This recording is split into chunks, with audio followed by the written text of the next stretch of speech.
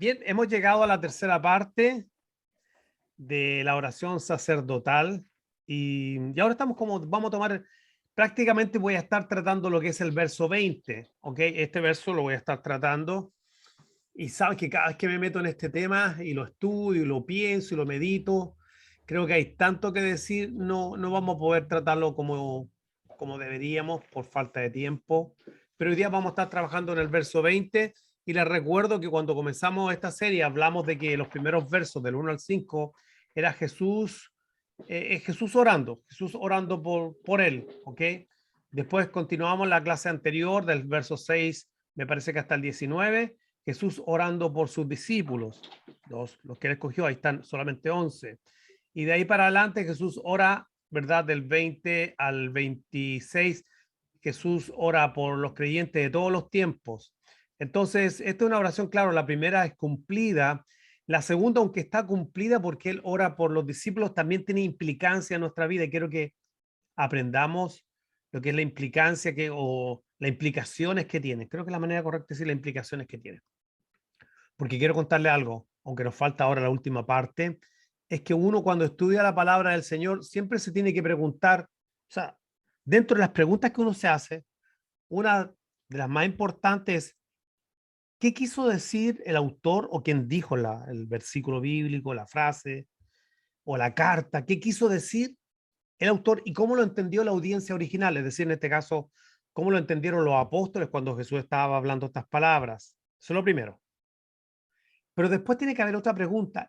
¿Qué implicaciones tienen lo que se dijo a la audiencia original en nuestra vida? O sea, ¿cómo pudiéramos aplicar? ¿Qué cosas se pueden aplicar en nuestras vidas? ¿Ok? Entonces, aunque hay cosas que el Señor le dijo a los apóstoles, también se aplican en nuestra vida o tienen implicación en nuestra vida.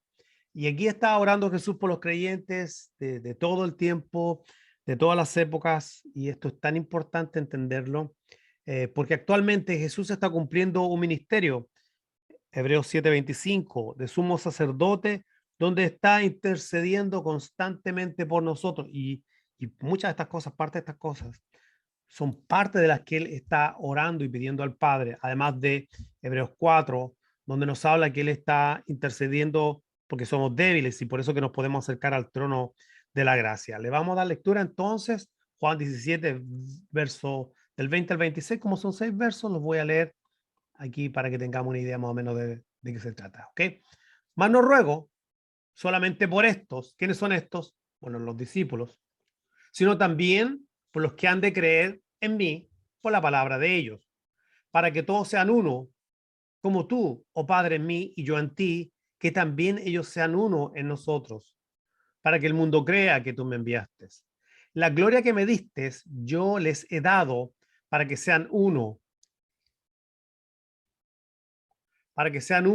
así como nosotros somos uno, yo en ellos y tú en mí, para que sean perfectos en unidad, para que el mundo conozca que tú me enviaste y que lo has amado. Mira que está bueno esto, y que los has amado a ellos como también a mí me has amado. Y esto está, como dicen los boricuas, los puertorriqueños, esto está pasado.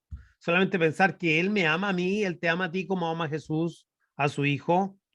Dios te ama. Mira, que está lindo esto. Dios te ama a ti, o tú puedes decir, uy, Dios me ama a mí de la misma manera como ama a su Hijo. Verso 24. Padre, aquellos que me has dado, se repite nuevamente lo mismo de los versos anteriores, quiero que donde yo estoy, también ellos estén conmigo para que vean mi gloria que me has dado, porque me has amado desde antes de la fundación del mundo. Padre justo, el mundo no te ha conocido, pero yo te he conocido y estos han conocido que tú me enviaste y les he dado a conocer tu nombre y lo haré aún, lo daré a conocer aún para, para que el amor con que me has amado esté en ellos y yo en ellos. Así que vamos a estar trabajando el verso 20. Yo creo que les di una tarea a ustedes, ¿eh? De que estuvieran tomando notas, pensando en este verso 20, haciéndole preguntas. ¿Qué dice el texto? ¿Qué dice el verso?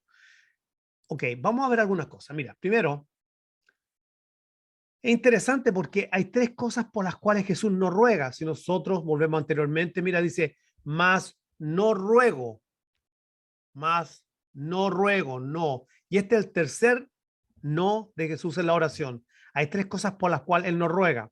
Por ejemplo, ahí en Juan 17:9. Yo ruego por ellos, no ruego por el mundo. Ya lo explicamos. Jesús no rogó por el mundo. Ni actualmente Jesús tampoco está orando ni intercediendo por el mundo. 17:15. No ruego que lo quites del mundo. Ya hablamos de eso la vez pasada. Sino que los guardes del mal. Y de alguna manera esto me recuerda, ¿te acuerdas el Padre Nuestro o la oración modelo cuando oramos que no nos meta en tentación, mas líbranos del mal o del malo? Está bien traducido también decir el malo. Y esta es el tercera cosa que Jesús nos ruega, mas no ruego solamente por estos, ¿ok? Así que volvamos aquí. Al verso le vamos a hacer dos preguntas. Mira, ahí tengo ahí alguien que está, voy a moverlo más abajo para que lo vean. Ahí estamos. Entonces, aquí estamos, más no ruego solamente, ya vimos los tres no ruego. No ruego solamente por estos, sino también por los que han de creer por la palabra, por creer en mí, a propósito, por la palabra de ellos. Entonces le vamos a hacer dos preguntas, por lo menos yo le estoy haciendo dos preguntas al texto. ¿Quiénes son los que habrían de creer? Si no, ¿verdad? Aquí dice, no solamente por esto, sino por los que han de creer. Entonces la primera pregunta es, ¿quiénes son los que habrían de creer? Segundo, ¿cuál sería el medio por el cual habrían de creer? Son dos preguntas legítimas. Ahora, cuando usted estudie la Biblia, ahí, mira, ahí estamos dividiendo el verso en dos partes. Examinamos. Esto les puede servir a ustedes que estudien la Biblia, que aquellos que hacen mensaje, de dividir el texto en tres partes. Los tres no ruegos de Jesús. Uno. Dos. ¿Quiénes son los que habrían de creer? Tres. ¿Cuál es el medio? Ahí tenemos un mensaje, un sermón de un puro texto. Ahora quiero decirles algo que es bien importante. Yo les pido paciencia, vamos a estar una hora en esto metidos, pero me gustaría que esto sirva como modelo para que ustedes aprendan a interpretar la Biblia y también para compartir la palabra del Señor.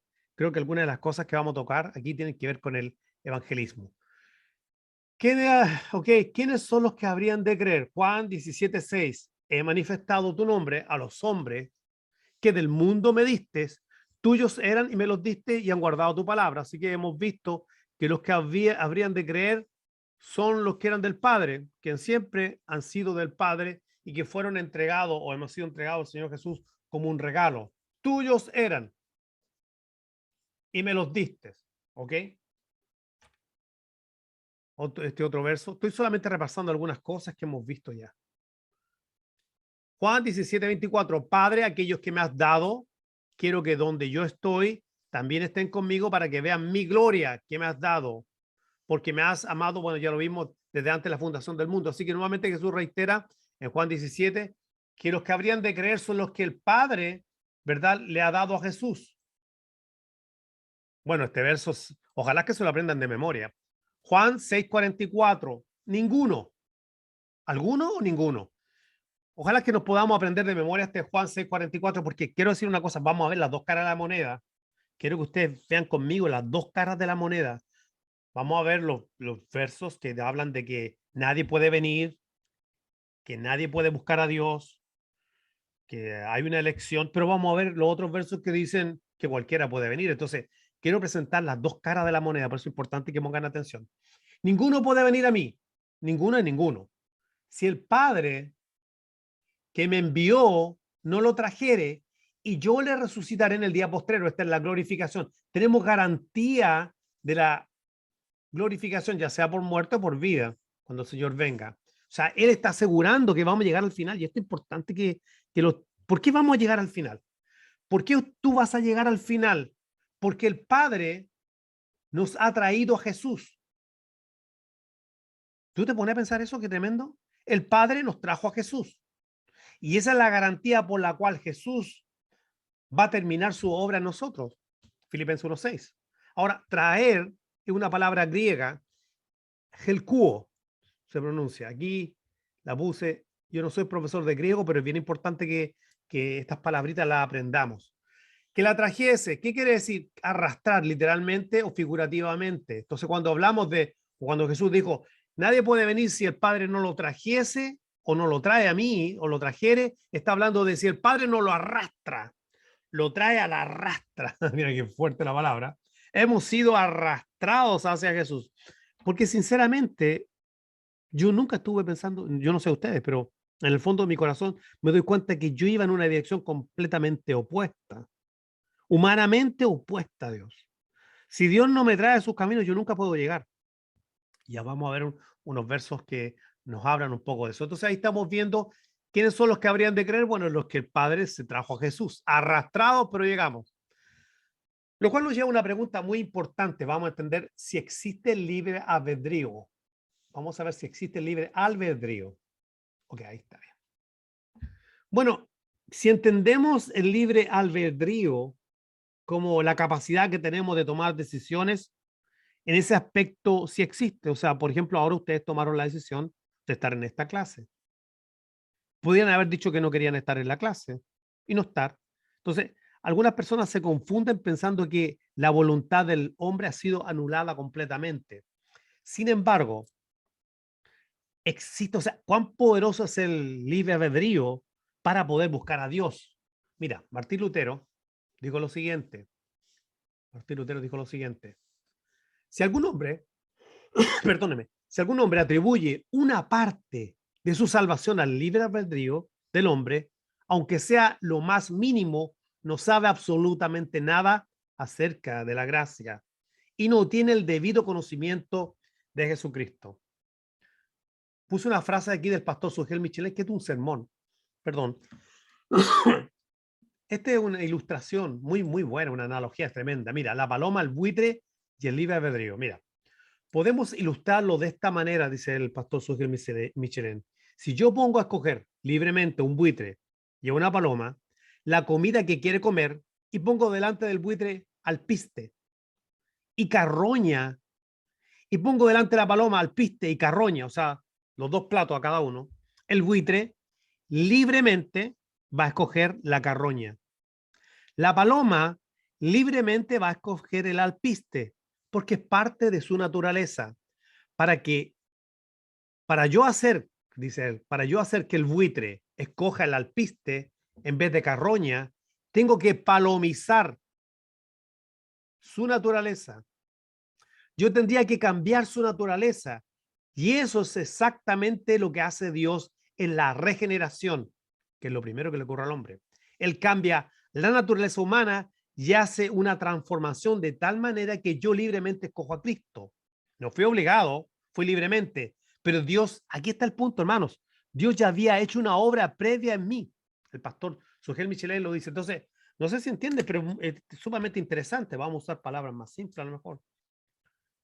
Le ponen, bueno, no en palabras más simples, pero la analogía es clara, o sea, le pones comida descompuesta y el buitre se va a tirar libremente de su voluntad a buscar lo que su naturaleza le impulsa. Y le pones, no sé, maíz, hierba, a la paloma y va a comer maíz o hierba, grano, porque es su naturaleza. Entonces, la única manera es que le cambien la naturaleza, él usa palomizar al buitre. Y eso es lo que entendamos que sí existe una naturaleza, o sea, sí existe un libre albedrío, pero esta libre voluntad o libre albedrío es esclavo de la voluntad caída. O sea, el hombre siempre va a estar buscando lo malo. El hombre nunca va a estar buscando lo bueno. El hombre no tiene esa capacidad de buscar a Dios, a no ser que primero Dios te regenere, porque estamos muertos.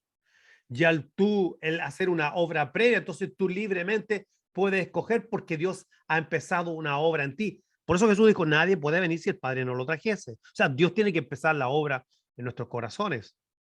Juan 3:16, porque de tal manera amó Dios al mundo que ha dado su Hijo unigénito para que todo aquel que en él cree, para que todo aquel que en él cree no se pierda, mas tenga vida eterna, porque Dios no envió a su Hijo al mundo a condenar al mundo, sino para que el mundo sea salvo por él.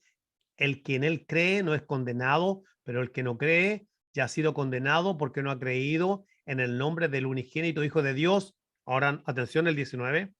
Y esta es la condenación. Que la luz vino al mundo y los hombres amaron más las tinieblas. ¿Por qué los hombres aman más las tinieblas o amaron más las tinieblas? Porque sus obras son malas. Naturalmente el hombre es malo. Depravación total. Mira, la luz vino al mundo, vino Jesús, vino el verbo, se hizo carne, la palabra es encarnada. Pero los hombres naturalmente, libremente escogieron qué cosa? Las tinieblas. ¿Por qué? Por el corazón del hombre, como dice Jeremías, que el corazón del hombre es perverso. ¿Ok? Jesús a Nicodemo le dijo, si el que no naciere de nuevo, Juan 3:3, y ahí dice literalmente que tiene que nacer de nuevo, es nacer de arriba, ¿ok? Dios tiene que intervenir. Romanos, estoy viendo la parte de la elección de cómo el hombre está incapacitado para buscar a Dios y es Dios quien tiene que empezar una obra en nosotros, ¿ok? Romanos 3:10 y 11, como está escrito, no hay, no hay justo, ni a un uno. No hay quien entienda, no hay quien busque a Dios, no hay quien. El que diga que buscó a Dios no entiende que fue Dios que lo buscó primero y empezó a hacer la obra en él. Estos son unos versos más largos, pero importante que los tenga. Perdón. Mira Romanos 9:6 al 24, hablando de Dios tratando con Israel. No que la palabra de Dios haya fallado, porque no todos los que descienden de Israel son israelitas, ni por ser descendientes de Abraham son todos hijos, sino en Isaac te será llamada descendencia. 8. Esto es, no los que son hijos según la carne son los hijos de Dios. O sea, no todos son hijos de Dios. Jesús le dijo a los fariseos que eran de su padre el diablo, así que aquí hay dos tipos de seres humanos, los hijos de Dios y los hijos del diablo. Nadie anda por ahí, como un pastor dijo, huérfano, sino que los que son hijos de Dios son, según la promesa, son contados como descendientes. Mira aquí en 9. Porque la palabra de la promesa es esta: a este tiempo vendré y Sara tendrá un hijo. Y no solo esto, sino también cuando Rebeca concibió de uno, de Isaac nuestro padre. Ahora mira, está Esaú y Jacob. Mira esto, pues no habían aún nacido, ni habían hecho aún ni bien ni mal, para que ¿qué? El propósito de Dios conforme a que a la elección permaneciese, no por obras, sino para aquel que llama. Este verso derriba cualquier cosa que la gente diga, no, es que Dios vio tu corazón. Dios te escogió porque Él vio que tú ibas a responder. No, este verso te dice que no habían nacido, no habían hecho ni lo bueno ni lo malo, no habían obrado en nada para que hubiese algo que se destacase sobre las acciones del hombre y la respuesta del hombre a Dios. ¿Y cuál es el propósito? ¿Propósito de qué? De la elección, que es lo que permanece. ¿Están viendo el verso? Cualquiera de ustedes me puede interrumpir ahora y decirme, pero un momento, explíqueme nuevo, no lo entiendo. Me pueden interrumpir. Entonces, este verso es tan importante porque ahí Esaú y Jacob, Dios cogió a Jacob, desechó a Esaú. Es bueno, dice palabras muy fuertes, pero lo voy a leer igual. El mayor se dirá al menor, como está escrito: a Jacob amé, a Esaú aborrecí. Está duro eso. ¿Qué pues diremos?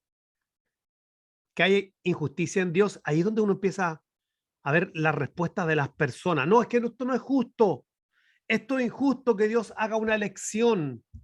No va a haber nadie en el infierno que diga que buscó a Dios y Dios le rechazó. La Biblia dice, bueno, Jesús dijo, es que el que viene a mí no lo echo fuera. Entonces, para aquellos que piensen que esto es un acto de justicia o injusticia, no es de justicia, sino de misericordia. Dice, pues a Moisés dice, tendré misericordia del que yo tenga misericordia y me compadeceré del que yo me compadezca. Fíjate que está usando ahora este ejemplo para hablar de la elección, cuando algunos pueden pensar que algún acto injusto. Así que no depende del que quiere. No depende del que quiere. Ni del que corre, sino de qué, sino de Dios que tiene misericordia. Porque la escritura dice, Faraón, para esto mismo te he levantado para mostrar en ti mi poder y para que mi nombre sea anunciado en toda la tierra, de manera que, espérate un momento, de manera que a quien quiere, quien Dios tiene misericordia, y al que quiere que endurecer, endurece. Esto lo hace Dios a propósito. Este es el contexto. Este es el nuevo pacto a propósito. Este es el Nuevo Testamento. Esto después de la cruz. Este es el apóstol Pablo, perito arquitecto de la iglesia, el apóstol de la gracia, el apóstol de los gentiles. Pero me dirás, verso 19, ¿por qué pues inculpa? Porque ¿quién ha resistido su voluntad? ¿Quién ha resistido? De ahí que se le llama a esto la gracia irresistible. Cuando Dios te llama y no hay forma. Mira, podrás tratar de apartarte, podrás tratar de hacer lo que puedas, pero hay una gracia irresistible. Pero mira aquí, Mas antes, oh hombre, ¿quién eres tú para que alterques con Dios? Dirá el vaso al alfarero, dirá el vaso de barro al que lo formó, ¿por qué me has hecho así? ¿O no tiene potestad el alfarero sobre el vaso de barro para hacer de una misma masa un vaso de honra y otro de deshonra?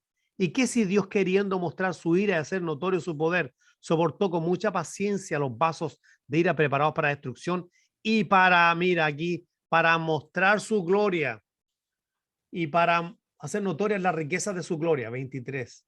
Y para hacer notorias las riquezas de su gloria, las mostró con los vasos de misericordia que él preparó de antemano para gloria, todo es la gloria de Dios, a los cuales también ha llamado, esto es, a nosotros, no solamente a judíos, sino también a gentiles. Entonces, cuando la Biblia habla de que habla de todo el mundo, está hablando de todo tipo de personas dentro del mundo, que incluyen judíos y gentiles.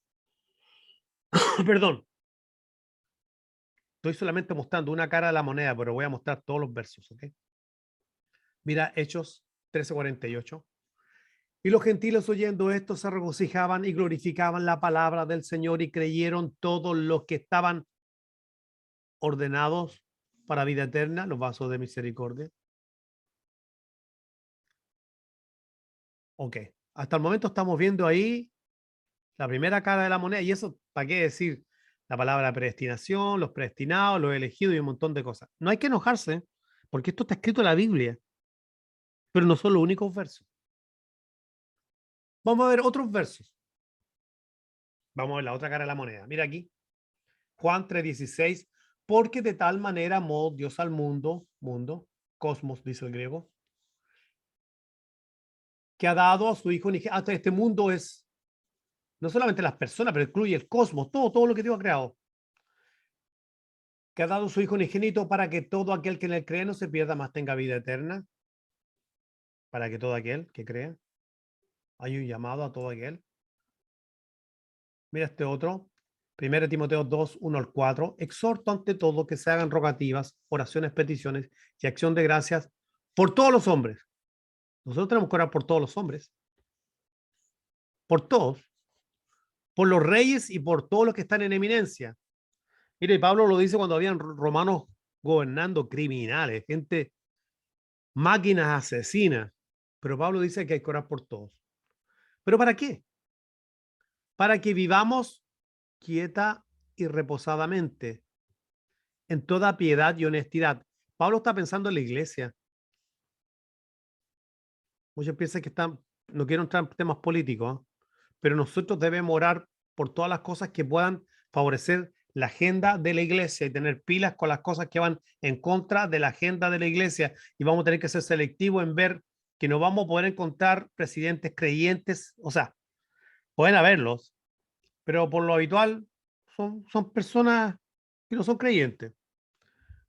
Entonces, pero ¿por qué tenemos que orar? Por lo menos que nos toque alguien que nos ayude a que vivamos quieta y reposadamente, pero aquí está la clave, en toda piedad y honestidad. Esto está hablando de la iglesia, esto, que aunque incluye a todos los seres humanos, pero la prioridad siempre es la iglesia, para que podamos tener una agenda de la iglesia, para que podamos llevar adelante la gran comisión. Pero mira, ¿por qué esto es bueno y agradable delante de nuestro Salvador?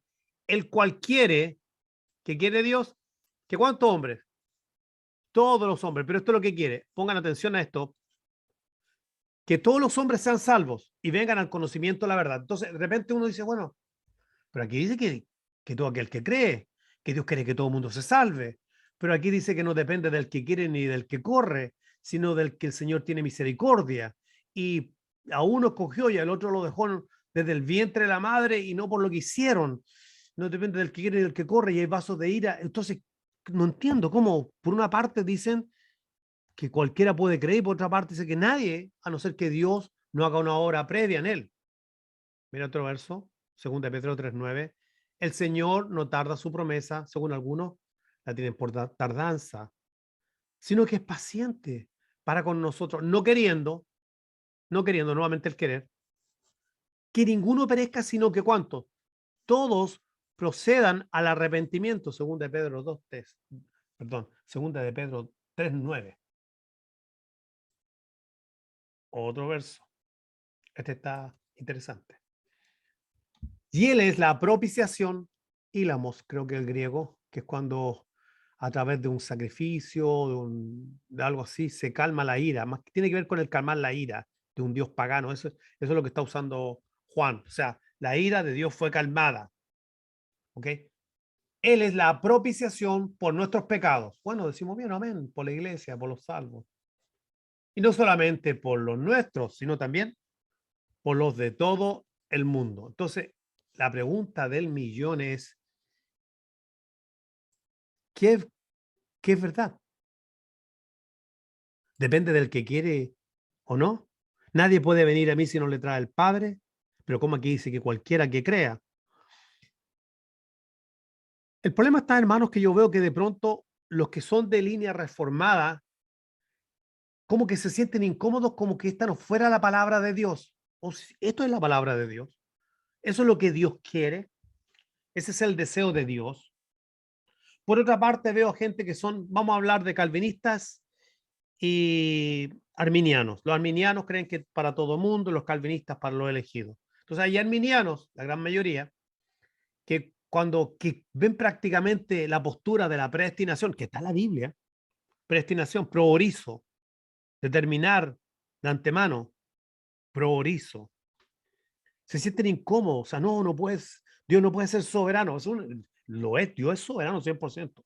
Y entonces, cualquiera que tenga una postura donde dice, no, bueno, Dios escoge, Dios me llamó, Dios me tuvo que resucitar, lo primero que ocurre en el hombre es la regeneración, porque yo no puedo, usemos el ejemplo de Lázaro, o sea, Dios, Jesucristo tuvo que resucitar a Lázaro primero, y una vez que lo resucitan, vienen los discípulos, le sacan la amarra y qué sé yo, todo lo que tenía puesto, y él camina, pero tiene que haber un acto divino primero. Así también es en la vida espiritual. Pero si tenemos aquí los dos bandos y uno le tira al otro, este no, este es del diablo, ¿verdad? Todos los calvinistas aquí, vamos a poner una solamente, no sé. Y aquí vamos a poner los arminianos, una. Y entonces esto le tiran para allá, no, que esto es del diablo y se sienten incómodos. Quiero decir que este ha sido uno de los temas que más ha dividido al cristianismo. Ya del tiempo de San Agustín. San Agustín peleaba, o Agustín de Hipona, más bien dicho, peleaba con Pelagio, porque Pelagio decía que no, que el hombre realmente no existe tal cosa como el pecado original y que el hombre, la verdad que nace bueno y que la maldad la aprende a medida que va caminando. Después vino una postura un poco más, ¿cómo decirla?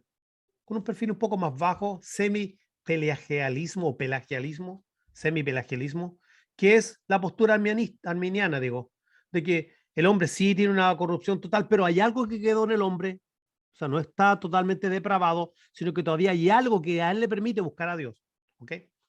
Que es opuesto a la postura calvinista de que no hay quien busque a Dios, qué sé yo. Entonces, ¿qué hacemos con todos estos versos? Todos los versos son verdad, estas dos cosas son verdad en la mente de Dios muy profunda. ¿Quién entenderá la mente del Señor? Dijo el apóstol Pablo. Y creo que por estas cosas no hay que pelear. Creo que no son para pelear. Ambas están en la palabra del Señor. Hay que entender algo que se llama, o que los teólogos llaman la voluntad deseada. ¿Cuál es el deseo de Dios? Dios no desea que nadie perezca. No quiere que nadie perezca. No quiero la muerte del impío. Eso es lo que Dios desea. Dios no desea la muerte del impío. Pero también está lo que se conoce en teología como la voluntad decretada. Una cosa es lo que Dios desea y otra cosa es lo que Él ha decretado, y es difícil de entender. Por una parte no quiere la muerte del impío, por otra parte Él tiene un decreto. Y dentro de ese decreto hay un llamado general. O sea, Dios está llamando a todo mundo al arrepentimiento. A todo mundo al arrepentimiento. Este verso quizás nos explique un poquito lo que acabo de plantear. Mira, porque muchos son los llamados, pero ¿qué? Muy pocos los elegidos o escogidos. Entonces, Dios está llamando a todos. ¿Se acuerda que la Biblia dice y a todo a cuanto el Señor llamare? Entonces, ¿quién hace el llamado? Dios hace el llamado. Y dentro de ese llamado, Dios tiene sus escogidos y no hay que pelear por eso. Quizás a lo mejor podríamos con esta pregunta tratar de reconciliar, o no reconciliar, porque creo que a Charles Spurgeon le preguntaron que cómo reconciliaba él la soberanía de Dios con el libre albedrío del hombre. Y él dijo, o la responsabilidad del hombre. Y él dijo, No tengo que reconciliar nada porque nunca han estado divorciados. Así que las dos, eso son cada uno un aspecto de la cara de la moneda, ¿ok? De esta situación. Pero, ¿puede Dios intervenir el corazón del hombre sin su permiso? ¿O Dios tiene que pedirle permiso al hombre? ¿Han escuchado esa frase? Dios es un caballero y él no va a hacer nada si no te pregunta porque eres un caballero. Eso no dice la Biblia. La Biblia no lo dice por ninguna parte que Dios es un caballero. Piensa en esto. Si Dios tiene que pedirle permiso al corazón del hombre o al hombre para intervenir en su vida, ¿qué hacemos pidiendo oración por nuestros seres queridos? Oh, te pido, Señor, que salve a mi hijo, que es incrédulo. Te sirvo que te pido que salve a mi hija o a mi cuñado que está, o a mi esposo que está en malos pasos, que no quiere nada contigo. Sálvalo. ¿Para qué le pedimos si Dios no puede hacer nada en el corazón del hombre? ¿Entienden? Dios sí puede hacerlo. Y quizás de aquí es donde uno tiene que ver y entender la soberanía del Señor. Mira, Romanos 11, verso del 1 al 10. Digo pues, ¿ha desechado Dios a su pueblo? ¿En cuántas maneras? En ninguna manera. Porque también yo soy israelita, dice el apóstol Pablo, de la descendencia de Abraham, de la tribu de Benjamín. ¿No ha desechado Dios a su pueblo, el cual desde antes conoció? ¿No sabéis o no sabéis qué dice, qué dice de Elías la escritura? ¿Cómo invoca a Dios contra Israel diciendo, Señor, a tus profetas han dado muerte y tus altares han derribado y solo yo he quedado y procuran matarme? Pero ¿qué dice la divina respuesta? Mira cómo responde Dios. Mira, Dios, ¿qué? Me he reservado 7,000 hombres. ¿Quién se los reservó? Dios. Voz pasiva y la voz activa. En la voz pasiva, el sujeto recibe la acción. En la voz activa, el sujeto hace la acción. Me he reservado 7,000 hombres que no han doblado la rodilla delante de Baal. Y ahora viene la aplicación. Así también, aún en este tiempo, ha quedado un remanente. ¿Qué cosa? Está hablando de los israelitas que creyeron. Escogido por gracia. ¿Qué fueron? ¿Quiénes son los israelitas que creyeron en el tiempo de Jesús y que han creído en todo este tiempo? Un remanente. ¿Y cómo este remanente escogido? ¿Por qué? Por gracia. Pregunta, ¿qué es ser escogido, hermanos? No tengamos tanta lucha con la palabra, escoger. O sea, si yo digo que el remanente escogido es porque ellos decidieron o Dios sabía que ellos iban a decidir escoger a Dios, entonces ya el remanente no es el escogido, Dios es el escogido. Pero aquí dice lo contrario. Es un remanente escogido por gracia. Y si por gracia, ya no por obras. De otra manera, la gracia ya no es gracia. Y si por obras, ya no es gracia. De otra manera, la obra ya no es obra. Que pues, verso 7, lo que buscaba Israel no lo ha alcanzado. Pero, ¿quiénes? Los escogidos sí lo han alcanzado. Y los demás fueron endurecidos. Mira aquí, fueron endurecidos. ¿Cómo está escrito? Aquí nuevamente, ¿se acuerda que le expliqué? Voz activa y voz pasiva. En la voz activa, el sujeto hace la acción. ¿Cómo está escrito? Dios, voz activa, él hace la acción. Les dio espíritu de estupor. ¿Quién se los dio? Dios. Ojos con que no vean y oídos con que no oigan hasta el día de hoy. Si no fuera por esto, tú y yo no estaríamos nosotros metidos ahora en escena, los gentiles. Dios tuvo que hacer algo con esta gente. Les dio espíritu de estupor. Ojos que no vean. ¿Para qué? Salvo el remanente que escogió por gracia, que se lo reservó. Así como los 7,000 que no doblaron su rodilla ante Baal. Ok.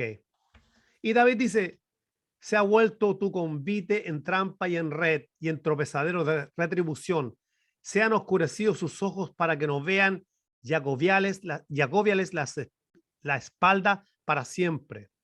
Mira, seguimos ahí en Romanos 11, 25, 26. Porque no quiero, hermanos, que ignoréis este misterio para que no seáis arrogantes. Este es un misterio, hermano, en cuanto a vosotros mismos, que ha acontecido a Israel endurecimiento en parte. ¿Quién lo endureció?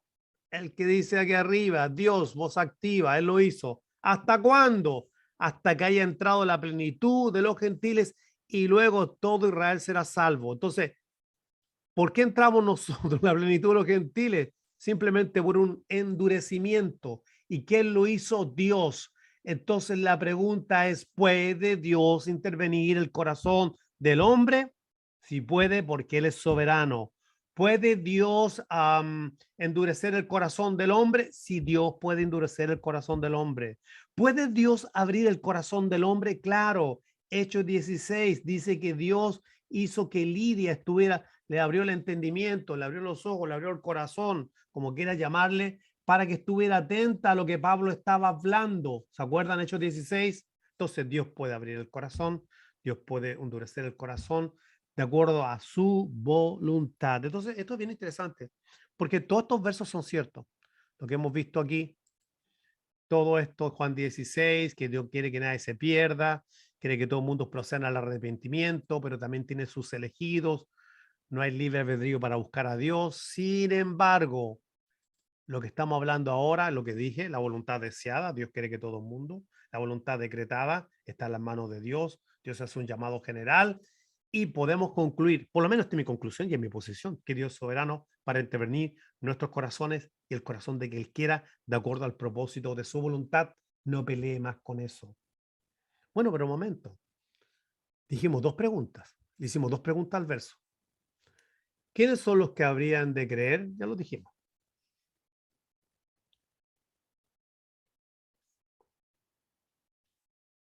Creer en Cristo. ¿Cuál sería el medio? Vamos a la segunda respuesta. Segunda pregunta. ¿Cuál es el medio por el cual habrían de creer? Porque muchos pueden llegar a la conclusión, un quietismo se llama. Ah, bueno, total, si están escogidos, van a llegar, pero no es lo que dice la Biblia.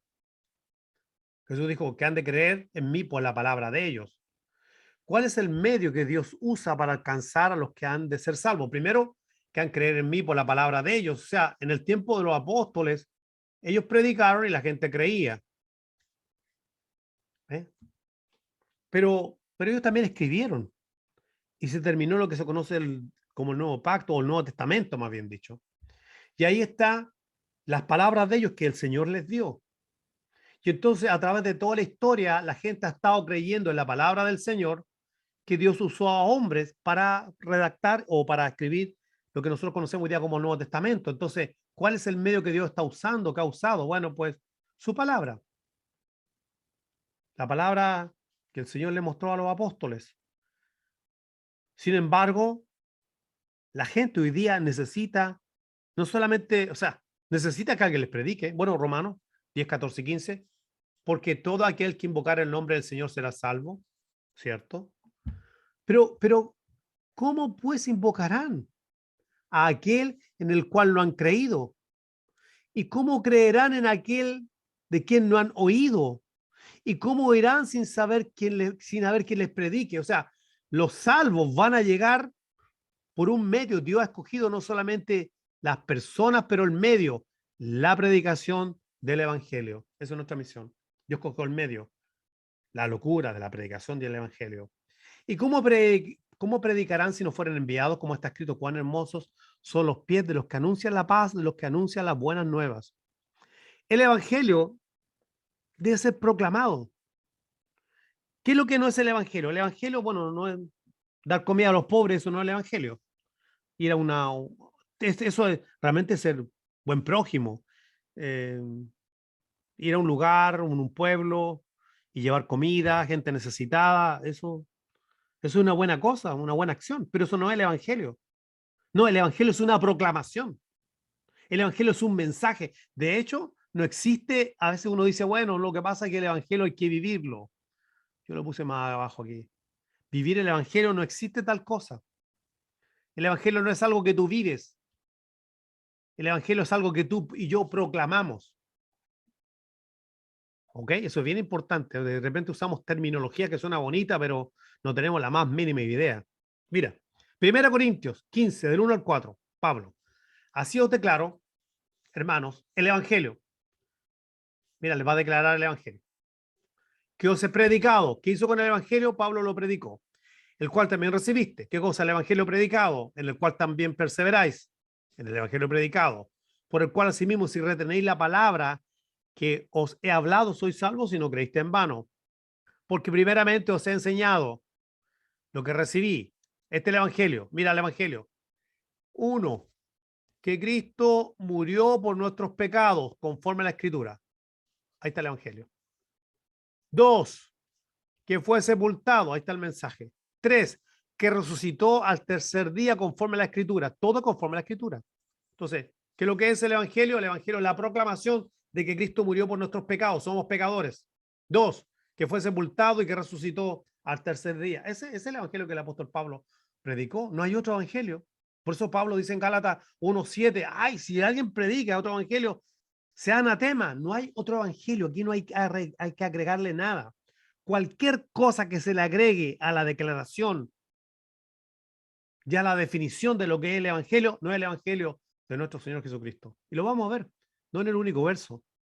Mira, Hechos 17, versos 2 y 3. Y Pablo, como acostumbraba, fue a ellos por 3 días de reposo, 3 fines de semana. Discutió con ellos, declarando 1 y exponiendo 2 por medio de la escritura, declarando y exponiendo que era necesario que el Cristo padeciese y resucitar. Nuevamente el evangelio, lo mismo que decía 1 Corintios 15. Entonces el evangelio es una declaración y una exposición. ¿Por medio de qué? De la escritura, de ser bíblico, de que era necesario que Cristo padeciese y resucitase de los muertos y que Jesús, a quien os anuncio, decía él, es el Cristo, Jesús el Mesías. Usa eso porque él está hablando con judíos que esperaban al Mesías y no creyeron que Cristo era el Mesías. Mira, mira este otro. Esto está, pero estos Hechos, capítulo 8, versos 29 y 35. Pongan atención, por favor. Y el Espíritu dijo a Felipe, acércate y júntate a ese carro. Y acudiendo Felipe le oyó que leía el profeta Isaías. ¿Qué leía? Profeta Isaías. Y dijo, Felipe le preguntó al eunuco, ¿pero entiendes lo que lees? ¿Qué leía? Profeta Isaías. Y él dijo, ¿cómo podré si alguno no me enseñare? Y rogó a Felipe que subiese y se sentara con él. Y el pasaje de la escritura que leía era este. Como oveja a la muerte fue llevado, y como cordero mudo delante del que lo trasquila, y no abrió su boca. Está leyendo Isaías 53, me parece que verso 7. Por aquí creo que lo puse, ahí está. Ok, paremos. Estaba leyendo Isaías, este verso, como oveja a la muerte fue llevado y como cordero mudo delante del que lo trasquila y no abrió su boca. ¿Qué es lo que está leyendo él? La definición de lo que es el evangelio. Cristo murió por nuestros pecados. Fue sepultado y resucitó. Está leyendo la definición del evangelio. Y en su humillación no se hizo justicia, más su generación que la contará, está citando otros textos de Isaías, porque fue quitada de la tierra su vida, ¿viste? La muerte. Mira, fíjate, respondió el eunuco y dijo a Felipe, te ruego que me digas de quién dice el profeta esto, de sí mismo, o sea, de Isaías o de algún otro. Entonces, pongan atención, por favor, abran sus ojos. Entonces, Felipe, ¿qué hizo? Declaró y expuso, abriendo su boca, comenzando desde esta escritura, Isaías 53, verso 7, le anunció qué cosa, el evangelio de Jesús. ¿Qué es el evangelio de Jesús? Que Jesús murió por nuestros pecados conforme a la escritura, fue sepultado y resucitó al tercer día conforme a la escritura. Es el evangelio, lo encontramos en Isaías. Ustedes se dan cuenta que comenzó de esta escritura, o sea, comenzando desde esa escritura, no se movió. Por ejemplo, nos vemos que Felipe empieza a decir, bueno, tú sabes que Cristo murió en la cruz para prosperarte, Cristo murió en la cruz para sanarte. Para... No. ¿Te das cuenta que el evangelio no incluye eso? Que esos son bienes que Dios puede hacer en nuestra vida. De hecho, yo lo he dicho otras veces, Dios siempre ha sanado sin la necesidad de la cruz. ¿Se acuerdan? Naamán en el Antiguo Testamento fue sanado de lepra sin la necesidad de la cruz. ¿Cuántos milagros Dios ha hecho? Bueno, Cristo en los días de su carne, antes de ir a la cruz. Nos dice Mateo capítulo 8, verso 17, que él sanó a todos los enfermos. Mateo 8, 17, para que se cumpliera la escritura donde él dice que llevó nuestras enfermedades, pero Jesús no estaba en la cruz, estaba vivo. Entonces, el evangelio es una definición más amplia, pero que apunta a algo muy importante, la necesidad que tiene el hombre del perdón de los pecados. El evangelio de Jesús lo encontramos en Isaías. ¿Qué mensaje debe llevar nuestra proclamación cuando hablamos de evangelismo? Antes de las buenas noticias se deben dar las malas noticias, o se deben decir las dos cosas, las dos caras de la moneda, la proclamación del evangelio. Hechos 17, solamente 2 versos. Pablo está predicando ahí en Atenas y le ruego que en su casa tomen Hechos 17 y lo lean completo, la predicación del apóstol Pablo. Mira, dice Pablo, pero Dios, aquí estoy, habiendo pasado por alto los tiempos de la ignorancia o de esta ignorancia, está hablando de la idolatría, ahora manda, mira, ahora manda a todos los hombres, en cuanto en todo lugar, que se arrepientan. El mensaje debe llevar el arrepentimiento. Por cuanto ha establecido un día en el cual juzgará. Mira, habló de juicio. Al mundo con justicia, va a ser justo. Por aquel varón a quien designó, dando fe a todos con haber levantado a los muertos. Nuevamente apunta el apóstol Pablo a la obra vicaria de Cristo. ¿Se dan cuenta? O sea, no puedo yo hablar de que estoy evangelizando a alguien, y evangelizar, ya dije, no es darle pan, darle un jugo, darle comida. No, es tomarlo y explicarle, como dijo el eunuco, pero explícame, no entiendo, ¿cómo voy a entender si nadie me explica? Entonces, no estamos dando cuenta que esto requiere una explicación, que esto no es llegar y dar un tratado a una persona. O sea, ¿cómo van a creer? Ya dijimos, van a creer, para Jesús oró por aquellos que habrían de creer por la palabra de ellos, o sea, por la palabra escrita ahora, porque ya los apóstoles están con el Señor. Entonces nosotros tenemos la palabra escrita y tenemos que hacer una explicación verdadera de lo que significa el evangelio y la necesidad del hombre. Y que también no solamente tiene que hablar de arrepentimiento, también tiene que estar el juicio, porque esa es la buena noticia, que no tienen que ir a juicio. Un llamado general. ¿Y esto es por causa de qué? De aquel varón, de Jesucristo, que resucitó de los muertos. Este es el último verso.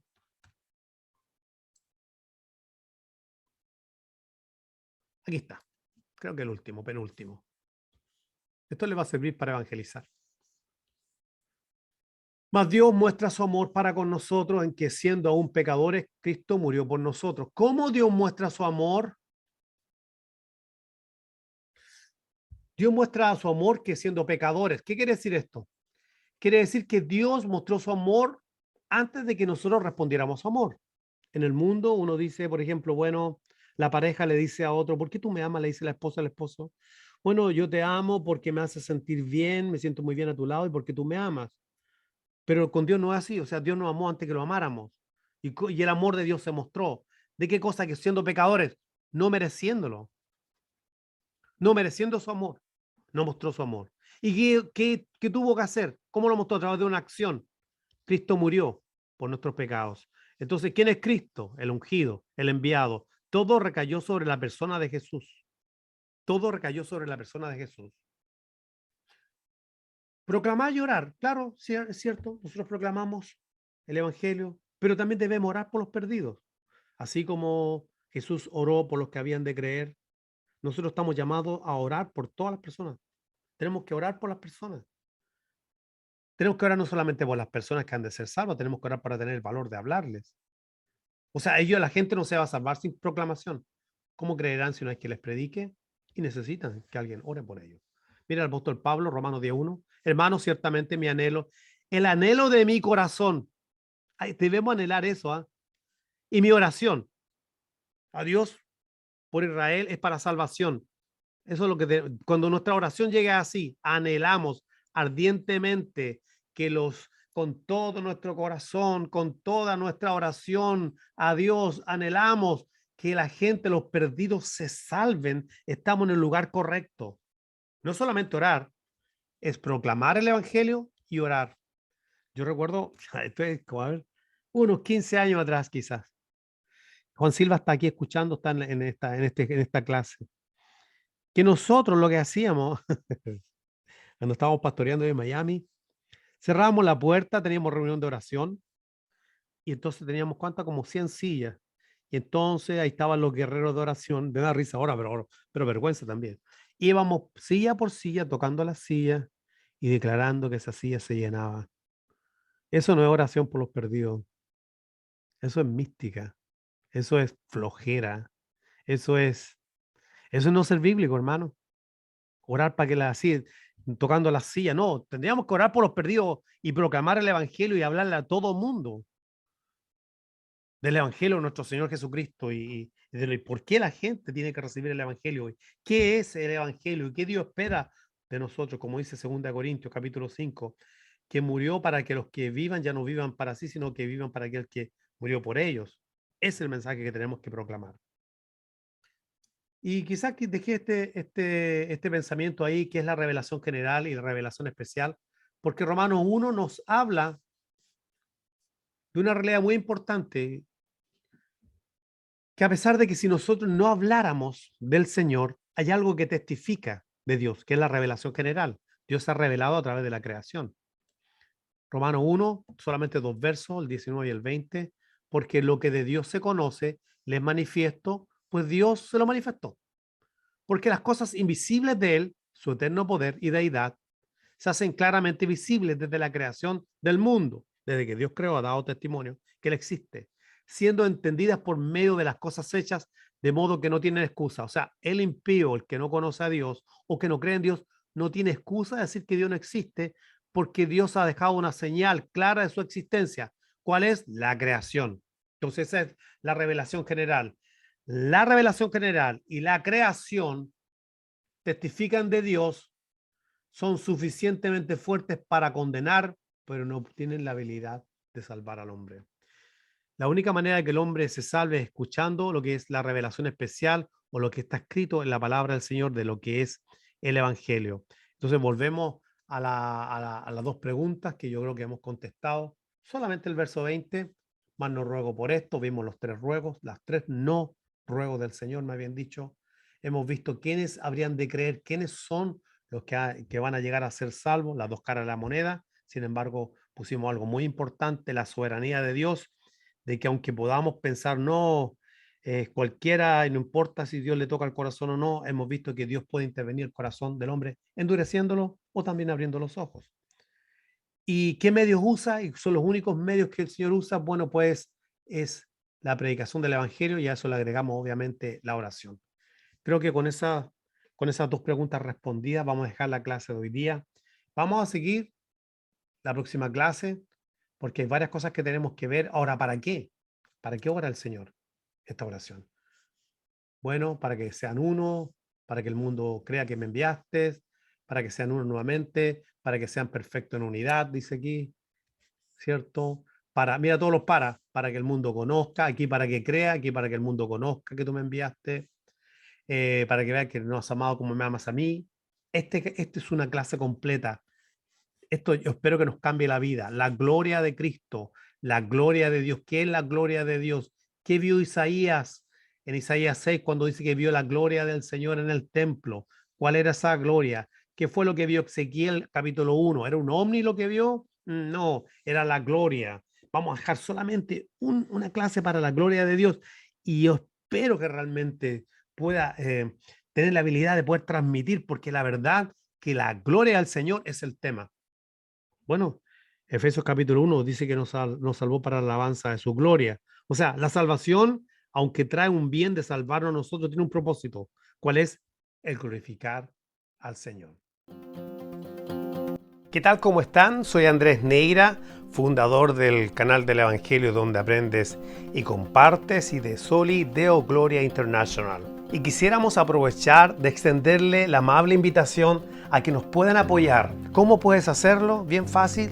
Aquí abajo en la descripción del video, al lado del dedo de like, tú vas a encontrar un corazón que dice thanks o gracias. Si tú le das un clic, vas a ver varias alternativas donde tú puedes hacer una donación segura al canal del Evangelio. También tenemos nuestra página en Patreon. Búscanos por Soli Deo Gloria International. Desde ya le damos las gracias a Dios por su apoyo. No te olvides, en el canal del Evangelio decimos soli Deo gloria porque solo le damos la gloria al Señor.